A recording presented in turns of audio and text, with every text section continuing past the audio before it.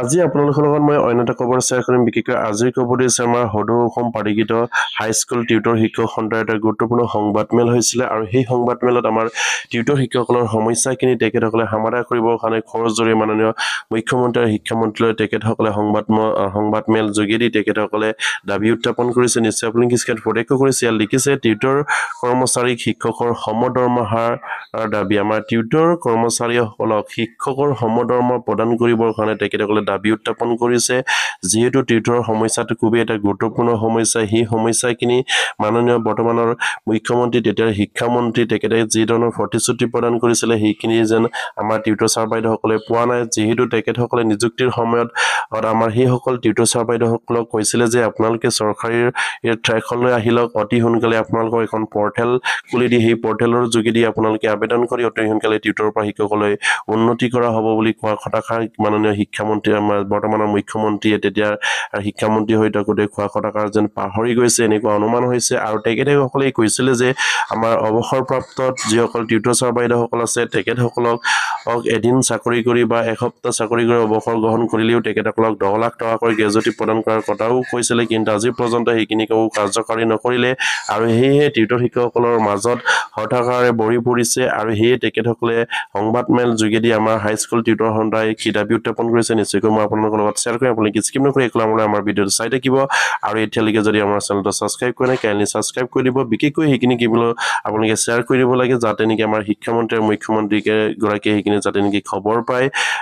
আৰু ইয়াৰ নিশ্চয় আপুনি কিছুমান প্ৰতিক্ৰিয়া কৰিছে। ইয়াত লিখিছে যে সমস্যা সমাধান নকৰিলে আন্দোলনৰ বাবু কি।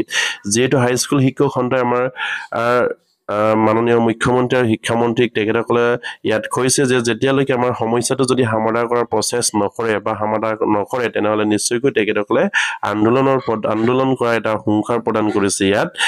নিশ্চয় আপুনি কিছুমান প্ৰতিক্ৰিয়া কৰিছে। সেইখিনি নিউজ পাব্লিছ হৈছিলে 21 আগষ্ট তাৰিখে। লিখিছে ৰাইজৰ যিসকল টিউটৰ শিক্ষক কৰ্মচাৰী আৰু অনাশিক্ষক কৰ্মচাৰী সংশোধিত বিদ্যালয় পাৰিকৃত আইনৰ অধীনত 2021 চনত নিযুক্তি লাভ কৰিছে। তেওঁলোকে 2011 চনত পাৰিকৰণ আইনৰ আধাৰত 2013 চনত নিযুক্তি লাভ কৰা শিক্ষক কৰ্মচাৰীৰ সমপৰ্যায়ৰ দৰমহা আদায় দিবলৈ দাবী জনাইছে আৰু সদৌ অসম পাৰিকৃত হাইস্কুল টিউটৰ শিক্ষক সন্থাই আৰু আজি দিছপুৰ প্ৰেছ ক্লাবত আয়োজিত এখন সংবাদমেলত সন্থাৰ নেতৃত্বই সেই দাবী কৰাৰ লগতে টিউটৰসকলৰ সমস্যা চৰকাৰে সমাধান ব্যৱস্থা নকৰিলে আন্দোলনৰ পথ ল'বলৈ বাধ্য হ'ব বুলি ঘোষণা কৰে। নিশ্চয়কৈ তেখেতসকলে এটা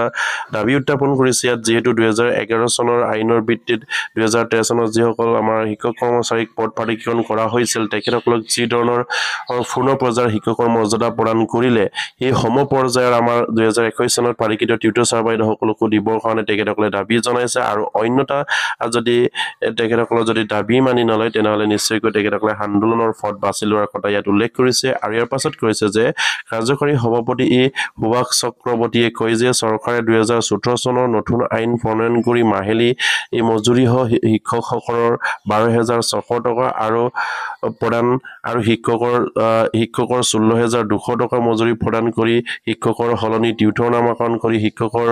সমাজক অপমান কৰা হৈছে। যিহেতু বিদ্যালয়সমূহত চৰকাৰে 2012 চনত বহু আগতে স্বীকৃতি প্ৰদান কৰিছিল, কিন্তু বিদ্যালয়ৰ পাৰিকৰণ নীতি 2003 অনুসৰি চাকৰি পাৰিকৃত নকৰি পূৰ্ণ দৰমহা প্ৰাপ্তিৰ পৰা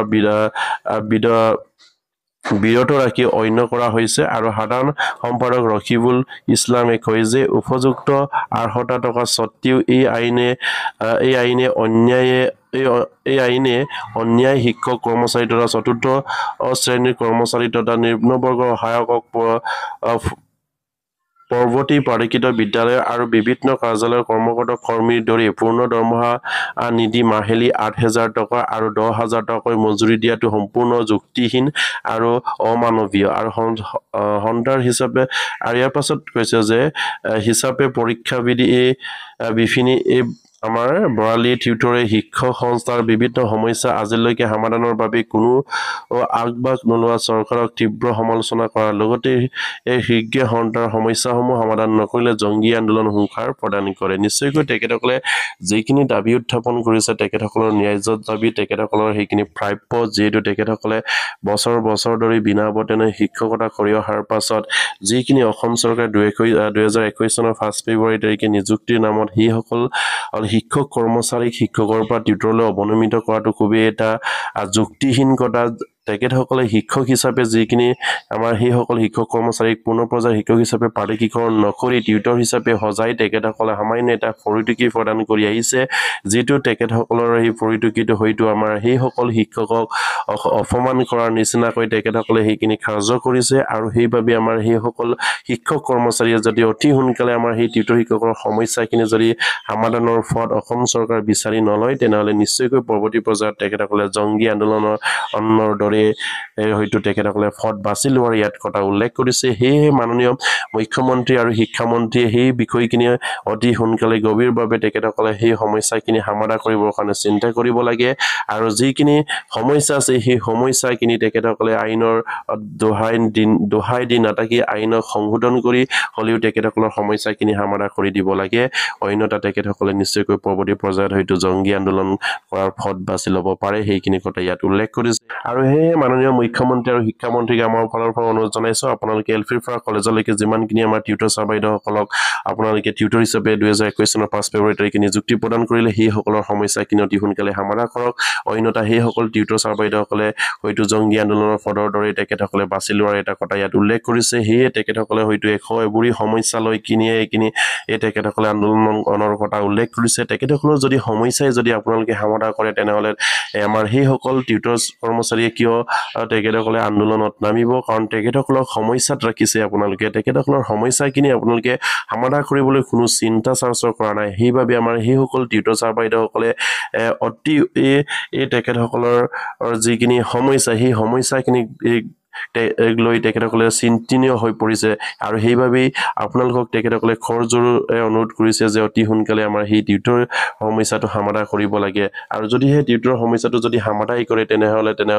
তেখেতসকলে কিয় আন্দোলন কৰিব সেয়া তেখেতসকলে কেতিয়াও আন্দোলন নকৰে বা আন্দোলনত নামামে এই প্ৰতিগৰাকী টিউটৰ ছাৰবাইদেউসকলক এলফিৰ পৰা কলেজলৈকে যিমান সংখ্যক টিউটৰ ছাৰবাইদেউসকল আছে বা টিউটৰ হিচাপে আপোনালোকে নিযুক্তি প্ৰদান কৰিলে এই সকলৰ সমস্যাখিনি সমাধান কৰি আপোনালোকে টিউটৰ পৰা টিচাৰ আপগ্ৰেড কৰক যেহেতু হয়তো আপোনালোকে 2014 চনৰ পাৰিক্ষণ আইনখনক দোহাই দিয়ে সেইখিনি হয়তো নোৱাৰে বুলি ক'ব পাৰে কিন্তু এয়া নিশ্চয়কৈ আপোনালোকেই বনাইছে এই পাৰিক্ষণ আইনখন হেয়া নিশ্চয়কৈ আপোনালোকে সংশোধন কৰিব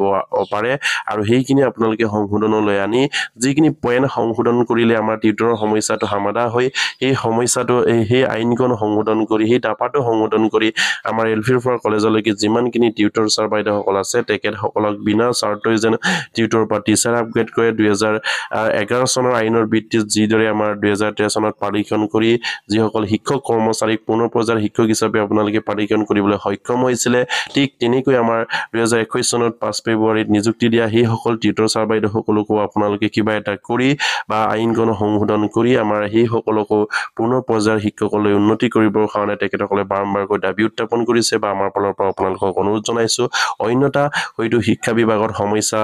কেতিয়াও যেন লক নেৰিব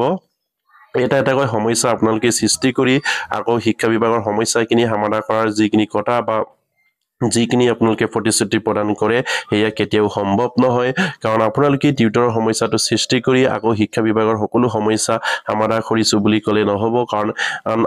নতুনকৈ আপোনালোকে যেহেতু 2021 চনৰ 5 ফেব্ৰুৱাৰী টিউটৰৰ সমস্যাটো সৃষ্টি কৰি আকৌ শিক্ষা বিভাগত এটা নতুন সমস্যা আপোনালোকে জাপি দিছে আৰু হেয়া নিশ্চয় আপোনালোকে কৰিছে আৰু সেইভাবেই আপোনালোকক অনুৰোধ কৰিছো যে আপোনালোকে সেই টিউটৰ শিক্ষকসকলক পুনৰ পৰ্যায়ৰ শিক্ষকলৈ আপগ্ৰেড কৰক আৰু সমকামৰ সমমৰ্যাদা প্ৰদান কৰক হেয়া আপোনালোকলৈ আমাৰ ফালৰ পৰা অনুৰোধ জনাইছো আৰু প্ৰতিগৰাকী টিউটৰ ছাৰবাইদেউসকলক এটাই অনুৰোধ কৰিম যাতে নেকি আপোনালোকৰ